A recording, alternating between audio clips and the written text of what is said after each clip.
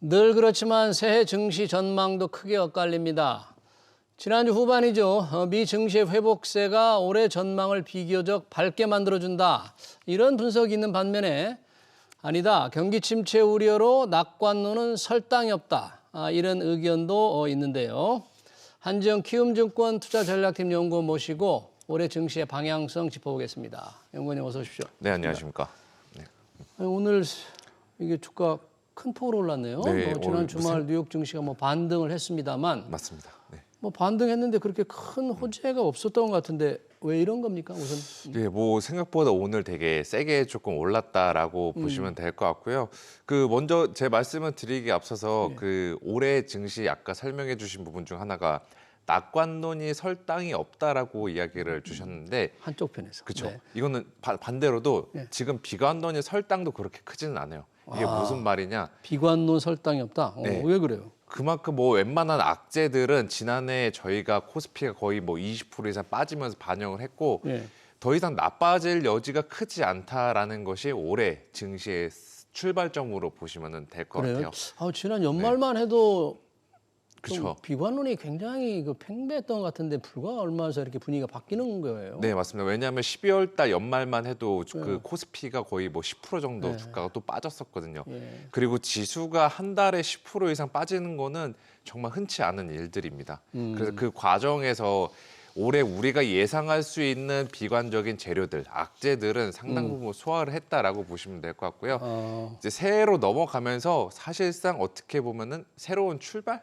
이런 것들로 그러한 시각으로 바라봐 주시면 될 것 같아요.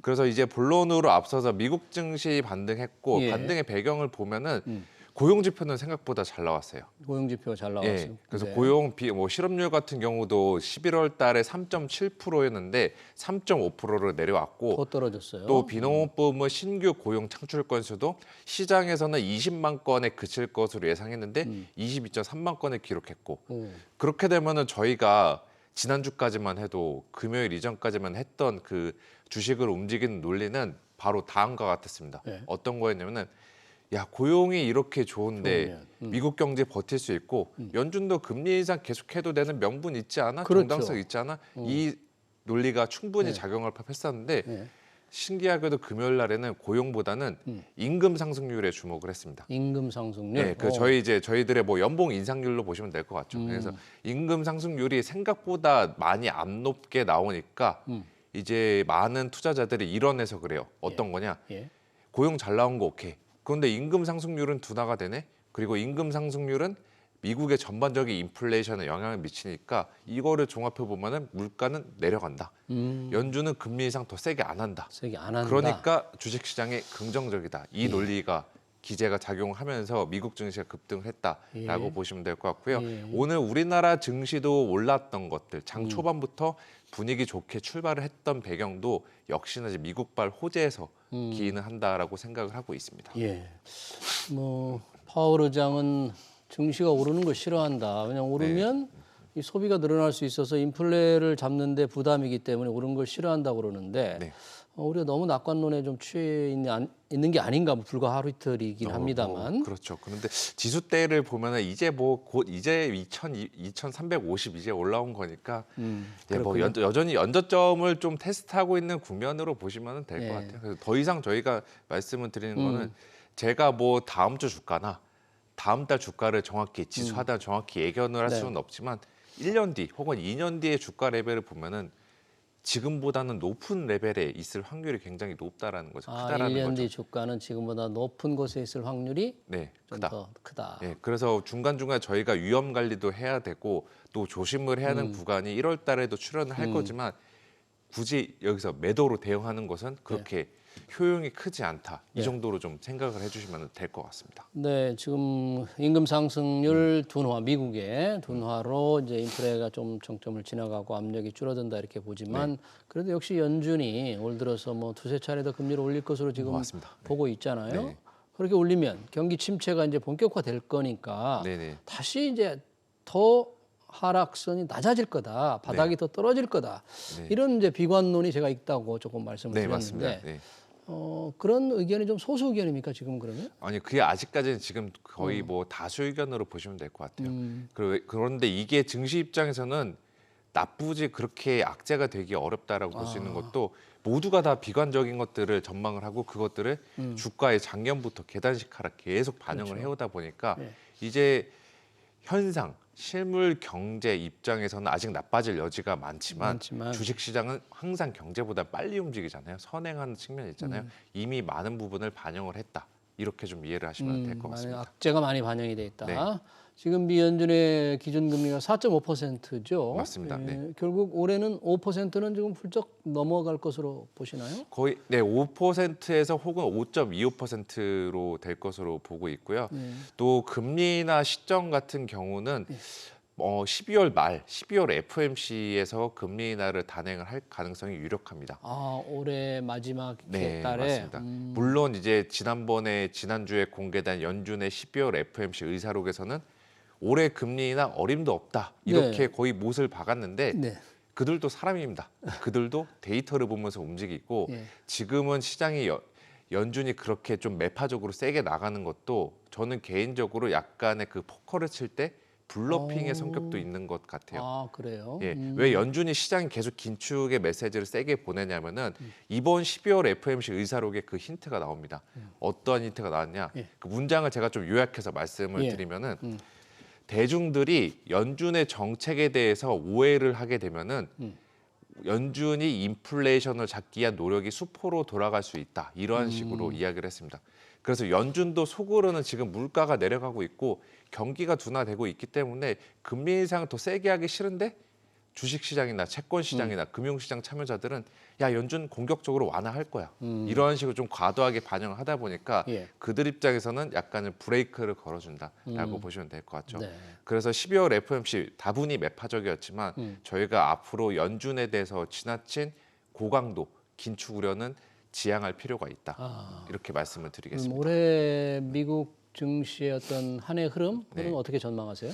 그래서 상저하고의 흐름이 될 것으로 그 경로를 따라갈 가능성이 굉장히 유력하다라고 보고 있습니다.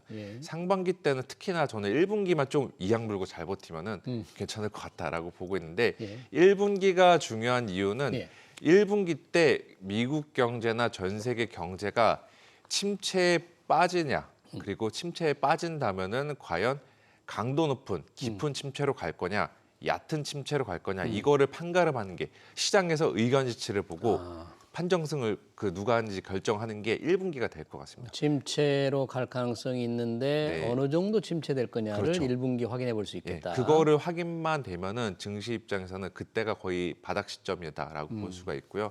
그래서 그게 아마 1분기가 되지 않을까 이렇게 생각을 하고 있습니다. 지금 미국 시장 움직임과 관련해서 가장 관심을 까는 게 소학개미들이 많이 투자했던 전기자동차 테슬라입니다. 테슬라. 작년 말 연초 시작하자마자 아주 큰 폭으로 떨어졌는데 지금 요건 조금 반등의 기미도 있는 듯이 보이는데 주가 흐름 어떻게 보셨어요, 테슬라? 저 이 정도까지는 빠질 줄은 몰랐죠. 이제 거의 고점 대비 70% 이상 빠졌다라고 볼 수가 있고요.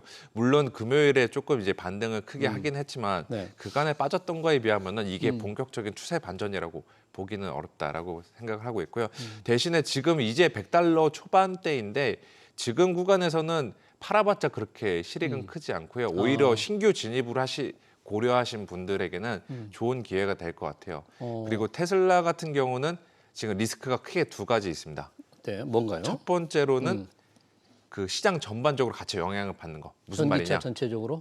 전기차 플러스 성장주 전반적으로 성장주가 작년부터 고전을 면치 못했던 거는 성장주의 가장 큰 부담이 되는 요소 중 하나인 금리가 계속 올라가다 보니까 성장주들의 이제 밸류에이션을 할인해 버리는 요소가 됐는데 금리 여기서 더 높아질 확률이 크지는 않습니다. 오히려 금리는 현 시점에서 이제 완만하게 내려간다라고 보시면은 성장주들에게는 이제 점차 우호적인 환경으로 바뀌어가고 있죠. 그래서 이거를 봤을 때는 테슬라 지금 주가 거의 바닥이라고 자신 있게 말씀을 드리고 싶긴 하지만 테슬라라는 성장주는 지금 매크로 탑다운 관점에서 위험 요인뿐만이 아니라 그 머스크라는 오너 리스크가 지금 더 크기 때문에 그거가 해소가 되지 않는 이상에는 테슬라 그 주가의 본격적인 반등은 조금 유연하지 않나 이렇게 볼 수가 있습니다. 아직은 좀 반등이 본격적으로 되는 데는 좀 시간이 필요하다. 네, 그래도 뭐 매수는 해도 되는 구간, 분할 매수 가는 구간이기는 예. 하지만 이게 막 테슬라 주가 올해 뭐 40~50% 오를 거야. 공격적으로 비중을 싣는 이거는 시간이 조금 필요하다. 이렇게 경기 침체가 말씀드리겠습니다. 좀 강하게 오거나 좀 약하게 오더라도 이런 전기차 판매량에 나쁜 영향이 좀 있지 않을까요? 그렇죠. 그런 것들이 이제 다 1분기 때 어느 정도 반영이 판가름이 난다라는 거죠. 네.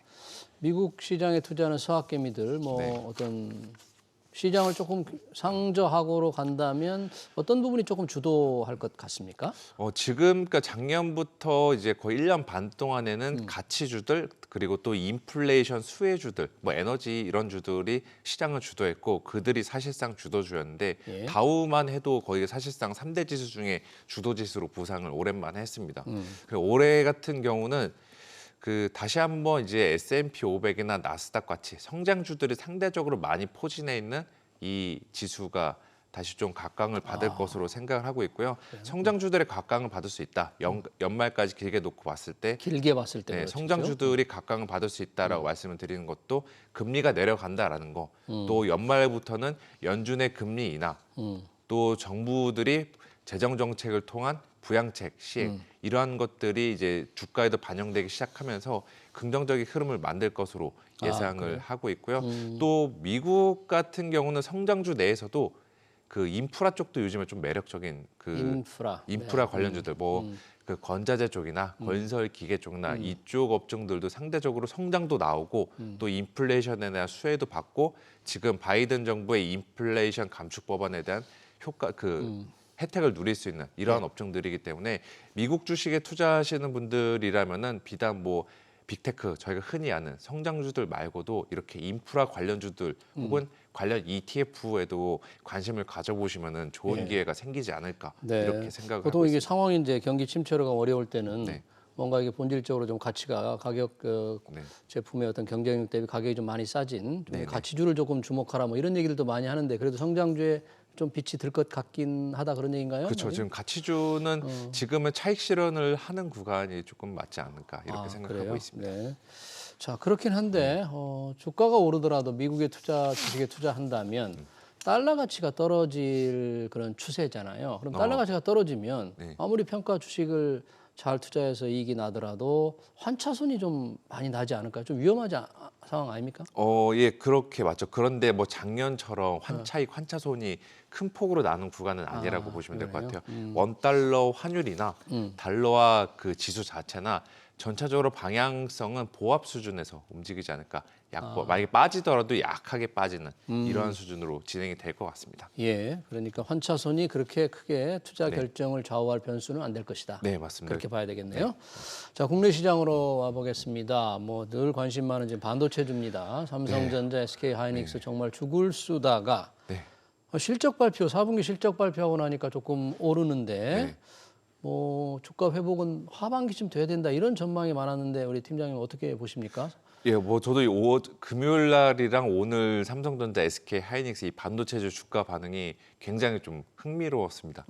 왜냐하면은 주가라는 거는 컨센서스에 부합하느냐 안 부합하느냐 실적이 거기에 따라서 움직이는데 실제로 지난주 금요일에 삼성전자의 잠정 실적을 보면은 뭐 기대에 훨씬 못 미친 엄청난 거잖아요. 쇼크를 기록했어요. 네. 그럼 주가가 지금도 빠져야 되는데 오히려 더 세게 오르고 있다라는 말이죠. 왜 이제 그런 여기서 알 수 있는 거는 그냥 주식시장 참여자들의 수많은 사람들이 네. 아까 제가 이제 비건너니 설당이 별로 없다라고 이야기 말씀드렸잖아요. 서두에 그런 것처럼 삼성전자 업황이나 주가 여기서 나빠져봤자 얼마나 나빠지겠냐. 지금은 많이 비어 있으니까 네. 그 포트상으로도 그 기관들 수급이나 외국인 수급도 여전히 많이 비어 있으니까 그냥 지금 담아도 충분히 나중에 수익을 낼 수 있는 구간이다. 이러한 인식들이 지금 강해지고 있는 것 같습니다. 또 실적도 이렇게 별로 안 나오다 보니까 삼성전자는 그동안 설비 투자, 캐펙스 투자 안 한다, 축소 안 한다고 했었는데 그렇죠. 안 줄인다 그랬죠. 안 하고 배기겠어? 약간 이런 인식들도 같이 나오면서 설비 이제 투자 줄일 거라는 전망들이 여전히 많습니까? 그 전망은? 네. 근데 이번에 또 어떻게 보면 그 전망에 힘을 더 실어주는 거죠. 그렇게 예. 설비 투자를 축소하게 되면은 공급 요인으로 인해서 메모리 가격이 반등을 할 수 있거든요. 그러한 논리들도 지금 같이 작용을 한 상태다. 라고 좀 보시면 될 것 같습니다. 네, 워낙 실적이 안 좋게 나와서 주가가 조금 힘을 못 쓸 줄 알았는데 또 설비타 줄일 거라는 기대로 또 오르고 정 주가 향방 점치기가 좀 어렵습니다. 네, 맞습니다. 자, 올해 우리 시장 주도할 업종, 아까 미국에서 성장주가 조금 관심이 있을 수도 있다는데 우리는 어떻습니까? 우리 시장에선? 올해 주도할 만한 업종은 저는 반도체도 뭐 여전히 주도 업종 중 하나가 될 수 있는데 예. 그 지난번 방송에서도 좀 강조를 드렸는데 저는 반도체보다는 차라리 2차 전지를 더 선호하고 있는 2차 입장입니다. 전지? 예. 왜 그런가요? 2차 전지 선호하는 것들 중 하나는 여기도 역시 테슬라와 비슷하게 주가 조정을 작년에 너무 거세게 받으면서 이 성장주의 대명사, 고밸류에이션의 대표 주자인 2차 전지주들도 밸류에이션상 야 이제 비싼 단계는 아니다. 여기까지 지금 내려온 상태예요. 그리고 여기는 다른 성장주들과는 달리 실적이 계속 나오는 이익 성장이 꾸준히 나올 수 있는 실적의 가시성들을 여전히 투자자들 시장에 제공해주고 있기 때문에 실적과 밸류에이션 상에서 충분히 계속 모아 가볼 만한 업종으로 보시면 될 것 같고요. 예. 또 뭐 그 분기만 놓고 봤을 때 계속해서 좀 좋은 흐름을 보일 수 있는 업종 중 하나는 은행주들도 저는 괜찮다라고 생각하고 은행주는 있어요. 왜 그런가요? 예, 은행주 같은 경우는 지금 조금 판이 바뀌었다라고 보시면 될 것 같은데 그동안에 저는 은행주를 그렇게 좋게 보지 못했던 게 부동산 시장의 둔화 또 전반적인 매크로 경기 둔화를 반영했을 때 은행주들은 좋지 않겠다라고 했는데 최근에 그 판들이 조금 바뀌고 있죠. 정부에서도 생각보다 규제를 세게 풀어준 것도 부동산 있고 규제 완화를 하니까. 맞습니다. 예. 그리고 매크로 단에서도 지금 저희가 침체 리스크를 대비를 해야 되긴 하지만 저는 개인적으로 침체가 깊은 침체가 아니라 얕은 침체로 끝날 것이라는 그 전망들을 계속 강화를 하고 있습니다. 그래서 이러한 것들을 놓고 봤을 때 은행주들은 한 개 분기, 2개 분기 정도는 상대적으로 다른 업종에 비해서 나은 흐름을 보이지 않을까 이렇게 생각을 하고 있습니다. 분기로 본다면 은행주 괜찮고요. 전체로 본다면 우리 팀장님은 이제 2차 전지도 비교적 밝게 봤습니다. 네, 맞습니다. 네, 주간 증시 전망 잘 들었습니다. 지금까지 한지영 키움증권 투자전략팀 연구원이었습니다. 연구원님 고맙습니다. 네.